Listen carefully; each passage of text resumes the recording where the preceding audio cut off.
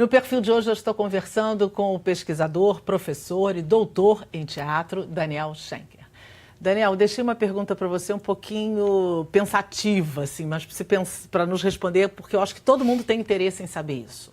Quando você tem que fazer uma crítica negativa, o que você tem que levar em consideração? E você pensa que isso pode repercutir na queda de público, por exemplo? Olha, eu não evito, não. Eu faço. Eu acho que é uma questão de tomar cuidado com as palavras. Quer dizer, você não precisa ser bombástico. Você pode dizer o que você tem a dizer, você pode fazer os reparos que você tem a fazer de maneira suave, ou se não suave talvez não seja a palavra, mas de maneira ponderada. Então, não, eu acho que ossos do ofício. Entendeu? É preciso. Que não, acho que sim. Acho que sim, inclusive porque se você só faz elogios, eu penso também o seguinte: pesquisadores do futuro, quando forem olhar o seu material, vão achar que vivíamos no melhor dos mundos. Né? E não é exatamente verdade. Então, não, eu acho que é um lado da profissão que o crítico tem que assumir e não evitar. A compreensão do leitor, no caso, vem para você, você pensa nisso quando você está escrevendo? Assim, eu preciso escrever de forma que todo mundo que me leia me compreenda? Penso, né? Até porque hermetismo é defeito. Penso. Então, eu acho que, inclusive, quando se vai escrever um texto, a primeira clareza que você tem que ter é em relação ao que você quer dizer. Sim. Né? E aí, então, escrever de maneira clara para, enfim, transmitir aquilo que você quer dizer. E escrever de maneira clara não significa que você tenha que adotar um vocabulário banal. Sim. Né? Mas você não deve se fazer de difícil. É importantíssima essa fala, não deve se fazer de difícil. Porque, às vezes, os críticos são um pouquinho complexos, não é? E aí você fica com aquela leve sensação de que escreveu para que ninguém entenda. Você escreve para diferentes veículos. Em algum momento, você teve alguma recomendação por parte deles em relação à sua liberdade de escrita? Nunca. Você realmente pode escrever o que você acha? Posso. Nunca. Para nenhum dos veículos para onde eu escrevi, para nenhum dos jornais para onde eu escrevi, nunca tive nenhuma... Nunca tive nenhuma recomendação nesse sentido, sempre tive toda a liberdade para emitir a minha opinião. Né? Inclusive, até em relação a cinema, né, escrevendo no Globo, e escrevendo sobre produções da Globo Filmes, Sim. Nunca houve por parte do jornal nenhuma recomendação para que, enfim, para que não, para que se tomasse algum tipo de, digamos assim, cuidado com esse filme, nada. Sempre tive liberdade total. Já se arrependeu de alguma crítica que você fez? Já, é inevitável. É inevitável. De não ter dado tempo de cristalizar o seu olhar sobre o trabalho. E eu digo isso, também acho que são ossos do ofício. Sim. Entende? Eu gosto de jornal, eu gosto de escrever hoje para ser publicado amanhã, eu gosto dessa velocidade feérica do jornalismo. Inclusive, foi uma dificuldade que eu tive na minha trajetória acadêmica. Né? Porque eu pensava, estou escrevendo alguma coisa para apresentar para uma banca daqui a 2 anos, 3 anos, 4 anos, eu não sei se eu estou vivo semana que vem. Então, essa velocidade, por exemplo, do trabalho acadêmico, para mim é uma coisa difícil. Eu sou mais identificado com esse vapt-vupt do jornalismo. Agora, como é que você faz isso com o máximo de responsabilidade possível? Você também é professor de teoria de teatro e de história de teatro. Qual é o interesse que você percebe nos alunos que fazem teatro hoje pela parte teórica? E para você, um ator que se preocupa com isso, que vai na fonte, que estuda isso, ele é o melhor ator? Olha, eu acho que é irregular, né? O que eu percebo como tendência, e acontece, claro que o que eu vou falar é uma generalização, Sim. né? Mas a CAL, né, onde eu dou aula, a Casa das Artes de Laranjeiras, Que é uma referência. né, recebe, desde que se tornou faculdade, quer dizer, continua como curso técnico, Isso. e também, né, se tornou faculdade, recebe alunos que já estão no mercado de trabalho, quer dizer, alunos, quer dizer, atores, atrizes, que já têm uma carreira firmada e que ou fizeram a CAL lá para trás e agora querem concluir, ou não têm uma formação de faculdade.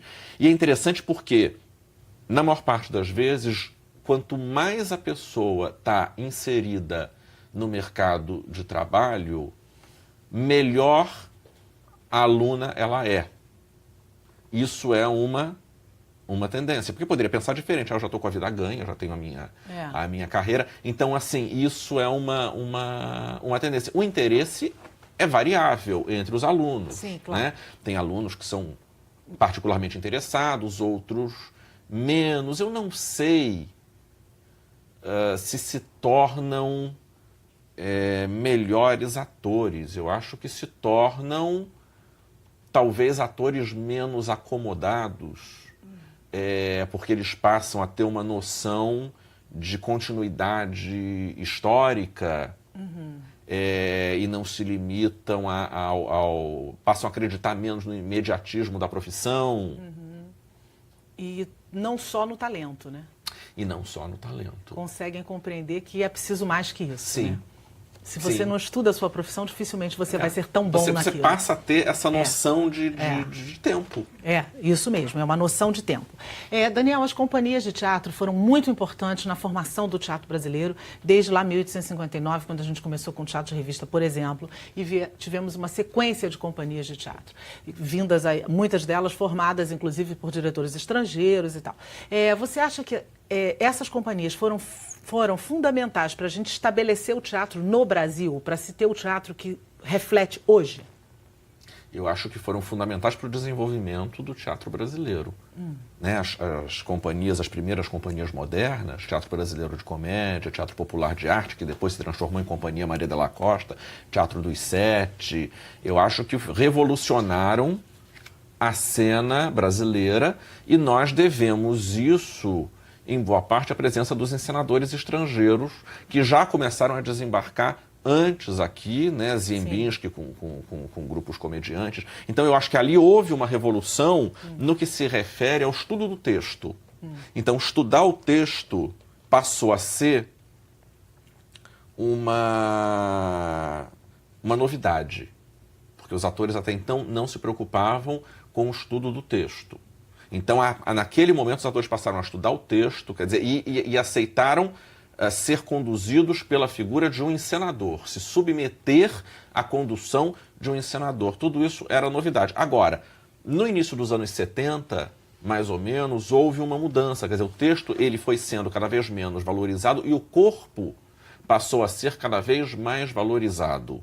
Nós passamos a ter cada vez mais um teatro do corpo. Essa foi uma outra mudança importante. E o corpo e a palavra começaram a ficar em polos um pouco excludentes e, na verdade, isso não se justifica. Porque você pode ter a conexão entre corpo e palavra. Mas você tem também vertentes do teatro que não trabalham com a palavra. Né? Tem espetáculos que não lidam com a palavra, como, por exemplo, os espetáculos da Companhia do AD, que não lidam. Então, você pode também não lidar com a palavra verbalizada, né? E, enfim, comunicar da mesma forma. Comunicar da mesma forma. É verdade. É possível isso também. Não é comum, mas é possível. Sim. Não é? Você tem estilo de preferência? Estilo? Atualmente. Você gosta, como público, eu não estou te perguntando nem como estudioso, nem como crítico. Você gosta mais do teatro dessa forma ou daquela forma?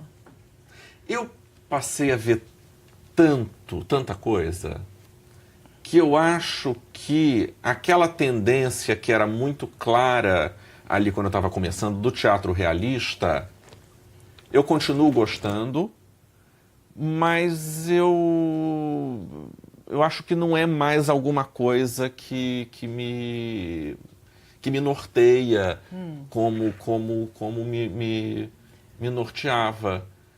Não identifico muito, assim, porque é tanto que eu vejo, é tudo, e as coisas que me agradam, elas são tão diferentes umas das outras, que hoje eu não percebo. Isso é bom, né? É. Você poder estar aberto a gostar de coisas diferentes é maravilhoso, né? Sair da caixinha é sensacional. Porque, sabe, espetáculos dos formatos, os mais variados. E nesse sentido, o teatro brasileiro está ampliando muito, concorda? Tá. Eu acho que nós temos, talvez, nas extremidades. Sim. Porque existe, assim, o destaque ao grande musical. Isso. A conquista de um know-how, né? A realização de espetáculos suntuosos. E, do outro lado, a preservação de um teatro, enfim, experimental é uma palavra muito desgastada, mas um teatro de pesquisa, um teatro feito na guerrilha, também muito importante de ser mantido. O que eu acho que, eu tenho a impressão de que falta um pouco, é o meio do caminho entre uma coisa e outra. Quer dizer, eu acho que houve um estreitamento do teatro de mercado ao longo do tempo. Aí é que eu acho que afunilou. O teatro de mercado hoje ele ficou concentrado no musical e geralmente no musical de grande porte. Que não necessariamente é um musical com qualidade. Ele não pode necessariamente, ser de grande porte e às vezes não é. Mas né? mesmo que ele seja, Sim. Nós tínhamos, por exemplo, um teatro de mercado, por exemplo, um teatro de comédias. Né? Você pegava, por exemplo, um teatro de repertório de comédia, como era o Teatro Mesbla, antigamente. Um autor como João Bittencourt, que é um comediógrafo importante do teatro brasileiro e que hoje quase não é montado. Isso sem falar na nossa tradição de comediógrafos, Martins Pena, França Júnior, Arthur Azevedo, quer dizer, todos esses autores que poderiam ser bem mais montados do que são. O teatro de texto, de mercado, sofreu um estrangulamento ao longo do tempo. Há dois pontos que são comumente abordados no meio do teatro. O primeiro é o monólogo. Há quem diga que monólogo não é teatro porque não tem jogo cênico. Se não tem jogo, não tem teatro. O outro ponto é o musical, não é teatro porque é show e show não é teatro. É todo mundo cantando e bota um texto aqui, outro ali. Qual é a sua análise sobre isso? Monólogo é teatro, quer dizer, o espetáculo que talvez mais tenha me marcado na minha vida era um monólogo, Dona Doida. Então, eu acho que é teatro. Eu acho que o problema não é o questionamento em relação a ser teatro ou não. O problema é que o monólogo virou uma opção frequente por limitações econômicas. Então, o monólogo, muitas vezes, ele não é uma decorrência de um desejo artístico genuíno. Ele é uma solução econômica. Porque como eu não tenho dinheiro, então eu faço um monólogo porque não tem jeito. Então isso, né, e aí a inflação de monólogos que nós passamos a ter. O teatro musical, eu acho que, inclusive, espetáculos musicais que não têm texto, que sejam só música, podem ser muitas vezes, não sempre, mas muitas vezes considerados como teatro, porque pode haver uma costura dramatúrgica no encadeamento das canções. Então isso é uma proposta dramatúrgica defensável, né, em termos de teatro. E quando acontece é belíssimo. Sim, eu acho que há uma outra, talvez assim, o questionamento em relação a se é teatro ou não, venha de determinadas experiências em que não tem um ator. Sim. Então, então se tem um espetáculo em que não há a figura do ator, em que há um maquinário em cena, projeções, né? Como eu já vi. Então, será que é teatro? Teatro sem atores? Aí é que eu acho que estaria a dúvida. A dúvida. Mas, de outra forma, você considera que sim, também. Sim. Uma coisa não exclui a outra, não, digamos não. assim. Como jurado de prêmio, você precisa ver muitos espetáculos do seu ofício. Você precisa fazer que tipo de recorte, o que você observa, o que você não pode deixar falhar quando você está ali como crítico para um prêmio, por exemplo, que você participa dos mais importantes. Você vai responder também no próximo bloco, porque agora a gente vai fazer mais um super rapidíssimo intervalo e a gente volta já já. Não sai daí não, que é rapidinho.